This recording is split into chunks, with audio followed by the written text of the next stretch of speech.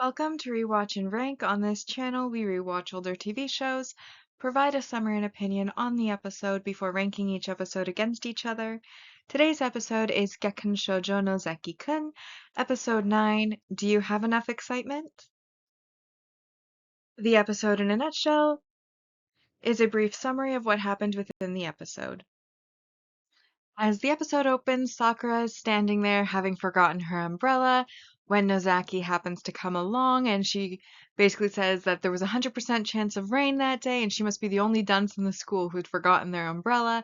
And Nozaki reassures her that of course she's not the only dunce, he also forgot his, which of course makes her devastated because she just basically called the guy she likes a dunce in an attempt to be self-deprecating.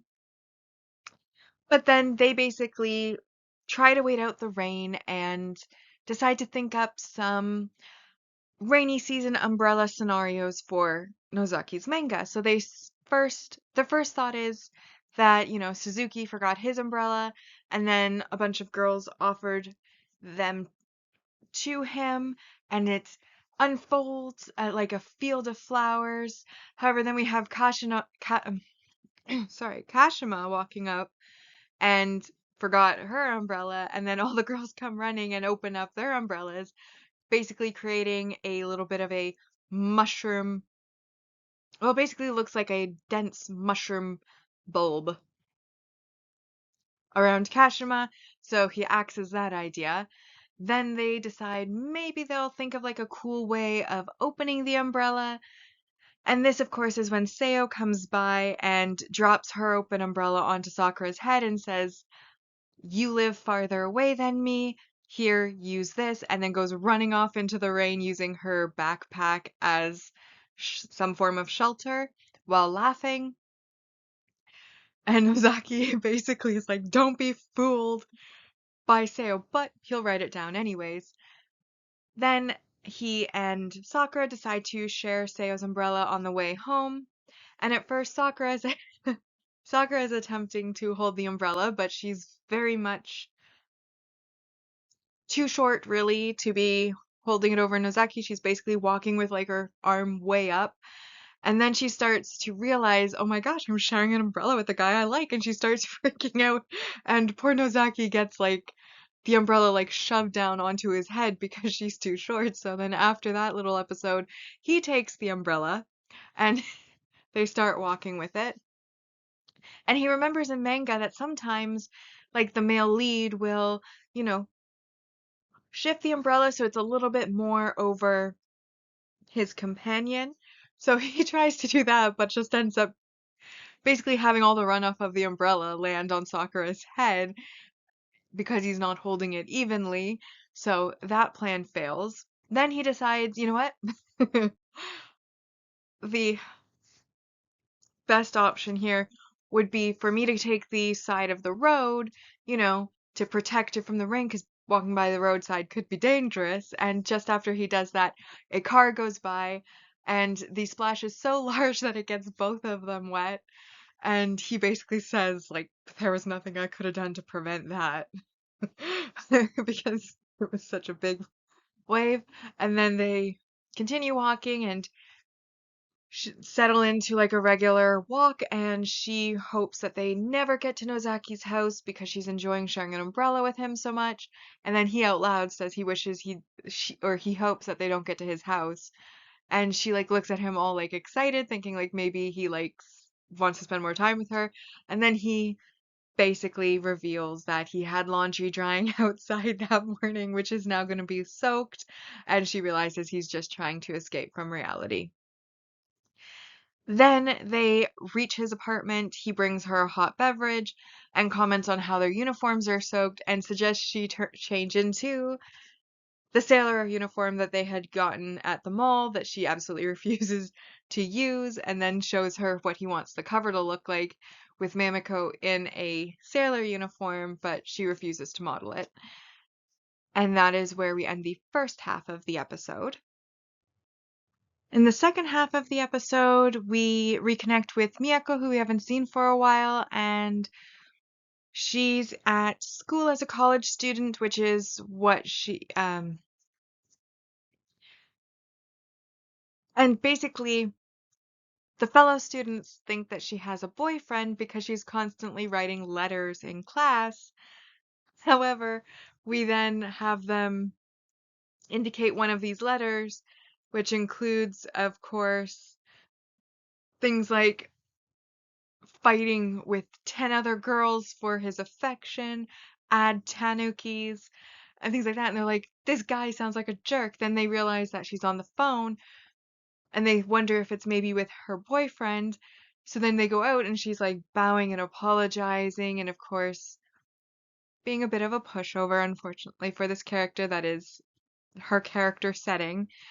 When it comes to Mino, she does what he wants on her manga. And they basically are like, why is she being so apologetic if it's her boyfriend? And then she says that it was work, which of course means that it was Mino.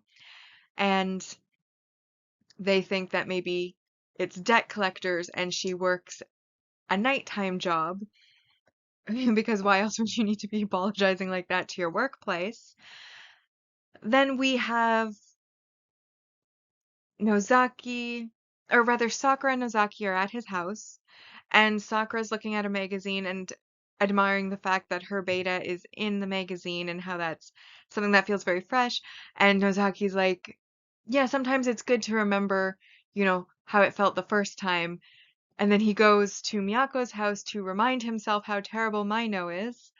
And while they're there, they start to try to urge Miyako to be like, they go over kind of so they start with kind of going over the common errors that can occur within manga. Like sometimes there's a misprint of certain words, like sixth sense becoming sixth sense, or wavering heart suddenly becoming some sort of code name or whatever, and how most of these mistakes happen to be something that Mino causes. And they then go over, like how she can try to stand up for herself because Mino wants, a male and a female Tanuki. And she goes through a couple of ideas of that, which don't really work. Before then, Nozaki kind of suggests maybe you should put a message into like the text. So he gives an example of a manga page where the first letter of like every line, or like the first word of every line is basically, I want to change editors, please. So then she makes her attempt and it just says too many tanukis, which of course isn't a complaint, just an observation. And so that doesn't work out. So then they try to convince her to be more upfront with Mino. So she phones Mino to basically say that the title of the last manga that she put out was wrong, and Mino at first says that he apologizes for that and he did make a mistake, and then turns it around on her for using too complicated of a kanji. And like, if you're going to keep using these, like, of course we're going to get it wrong. You need to be more simple. You should apologize. And then she does so. And then their final attempt is to create a character with so much tanuki in them that it'll be kind of like reverse psychology and make him sick of it. So they basically draw the main character or male lead character in a tanuki costume and send it to Mino, who immediately calls and says that it's the best tanuki, like best hero that he has ever seen, and it's amazing, which basically means that their plan backfired. And then Sakura says, like, as a shoujo manga fan, I do not want to see a hero like this. And she agrees that, the visuals of the character aren't right, so she decides to change the character, not the tanuki costume. And then she draws basically Nozaki, and Sakura suddenly on her side, loving it. And we then move forward to Nozaki, basically in his room, congratulating himself that his manga is normal, before he then goes to a meeting with Ken where he basically says he wants to start adding maybe a little bit more of a fantastical element to his manga, as he fears it might be a bit boring. His first suggestion is alien transfer student, who basically is just a handsome guy that happens to have a couple of antennas, and Ken basically nixes that. Then he suggests maybe Suzuki should have some sort of gimmicky talent, like balancing on a ball. And again, Ken is like, no. And then once Nozaki leaves, he's basically bemoaning how that meeting went and is like wondering what Nozaki is competing with when Mano happens across him, notes that Humano Sensei just left, then looks at the alien drawing and goes, "Oh my God, this would be so amazing! It's he's got such great taste." And Ken just basically like, "Oi, you're bad at this job of yours." And then we get the end of the episode where Sakura has gotten an autographed redraw of the Nozaki and a Tanuki character that Miyako made, and Nozaki gets a bit jealous that she's so excited to get this autograph when it wasn't his, not realizing that the reason is the character. And then he's trying to basically trade his own autograph with his main characters for hers, assumes that what she likes about the character is the Tanuki costume, says he'll put his in Tanuki costumes, and she basically stops him and goes, "Treat your characters with more care." And then we come to the post-credit scene where we're back with Miyako in her apartment, and she's talking about how her next manga is going to have a modern high school girl, and she's not really sure how to draw it, and then says that she'll rely on mob characters to basically hype up the character, make her look modern, which they both, Sakura and Nozaki, think will work. Nozaki then tries to do the same with his character, but it just comes off like the mobs are making excuses for Mameko's um, mediocrity. And then they realize that Sakura actually is a high school girl in the modern age, and so they ask her if she's been into anything recently, and she then has to think about it for a minute, but then she gets really excited about corn soup and how Seo showed her a way to get the leftover corn out of the can, which is revolutionary apparently. And that is where we end this episode on a very high note.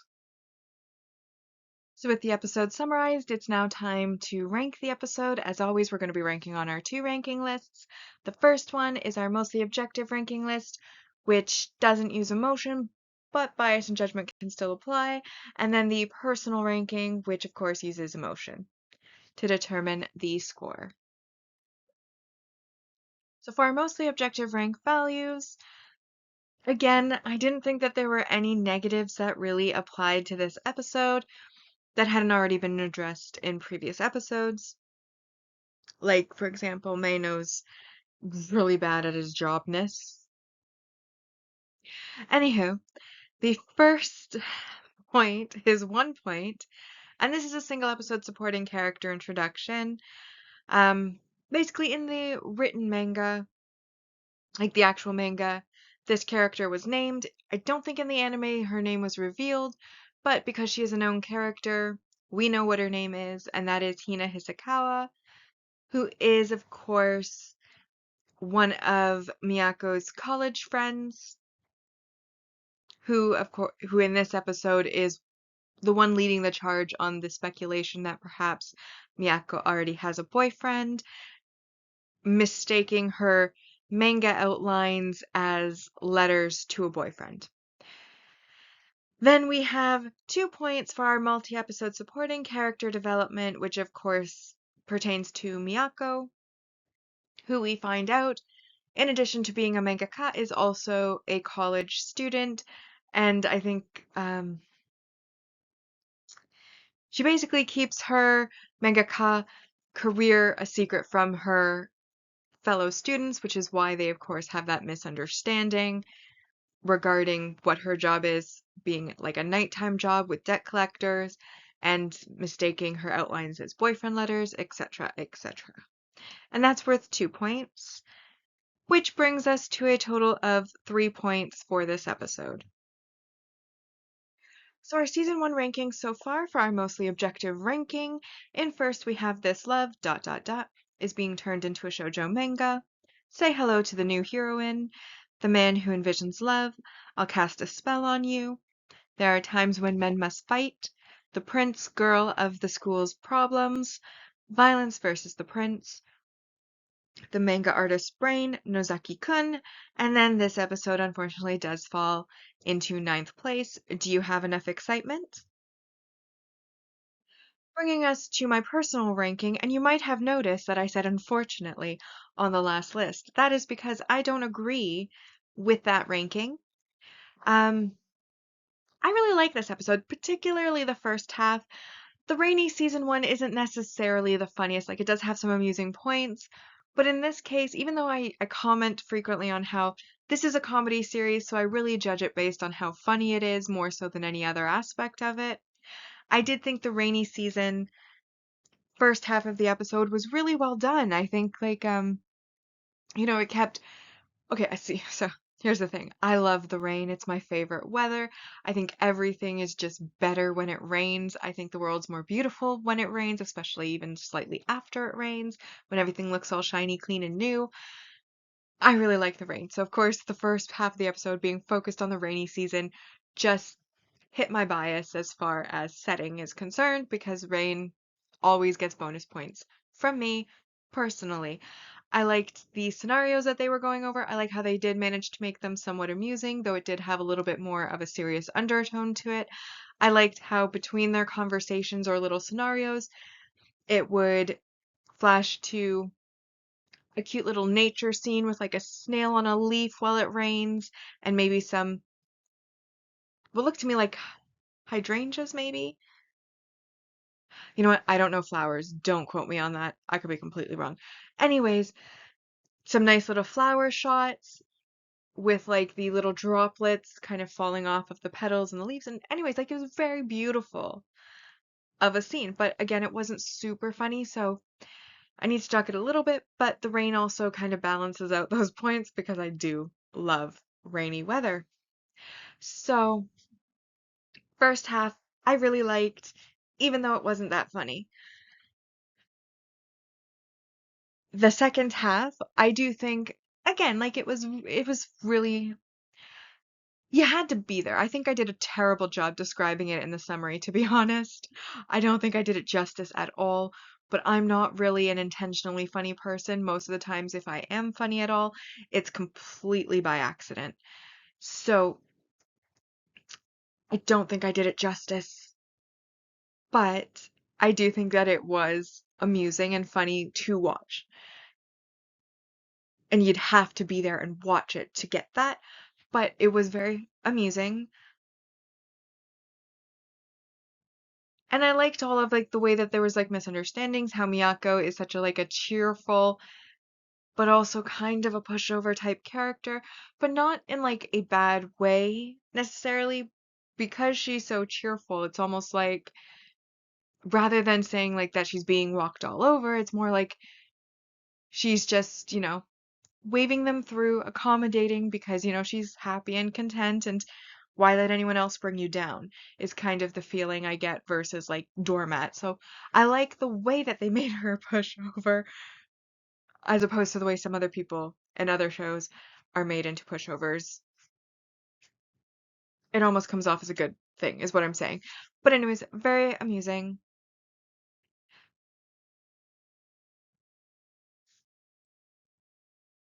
As I mentioned, it's not the best episode, but it is a very likable episode. I liked it. That's why I gave it 7 points out of 10. Bringing us to our season 1 ranking so far on the personal ranking, which is There Are Times When Men Must Fight, still number 1, Say Hello to the New Heroine, I'll Cast a Spell on You, The Prince Girl of the School's Problems, This Love is being turned into a shoujo manga, The Man Who Envisions Love. This episode comes in 7th, Do You Have Enough Excitement? Violence versus the Prince in 8th, and then currently last is The Manga Artist's Brain, Nozaki-Kun. So we come now to our series ranking so far, and on our mostly objective ranking, season 1 has 64 points out of 120, and then on the personal ranking side, it has 66 points out of 120. And with that, we've now rewatched and ranked Gekkan Shoujo Nozaki-Kun Episode 9, Do You Have Enough Excitement? Like and subscribe if you'd like to, and I'll see you in the next episode.